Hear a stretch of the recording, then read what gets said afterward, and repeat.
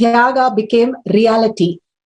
Make sure every power manifestation you share it to the world again and again. You can post it in tinyurl.com/power manifestation and share it with the world and cause others for higher reality. Bring them for the Gana program or Paramashivoham for experiencing the powerful space and manifesting their reality. With that, let's surrender all these great truths and power manifestation to Bhagavan's lotus feet. Again and again, when we surrender, we raise in higher frequency. Bhagavan constantly says for us to unclutch, chant the Mahavakya, be in complete completion and define yourself that higher reality, who you are. I am Paramashiva is my only source. Again and again, and not fall into the boredom and tiredness will make you manifest the higher reality. So with that, with a deep seeking and gratitude, ask Bhagavan to make Paramashiva your eternal truth, eternal space, the beings of Paramashiva.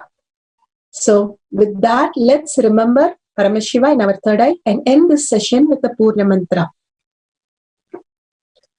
Om Purnamada Purnamidam Purna Purnamudashyate Purnasya Purnamataya Purnameva Vashishyate.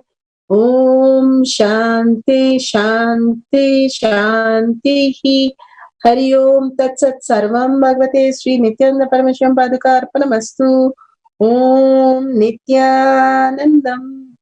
Thank you so much for participating today. Make sure you don't miss the Ganas program, special Bhagavan's guidance and blessings and darshans and dikshas and such a beautiful space for us to experience the higher reality. So with that, see you in the next power manifestation session. Thank you, Nithyananda. The recording has stopped.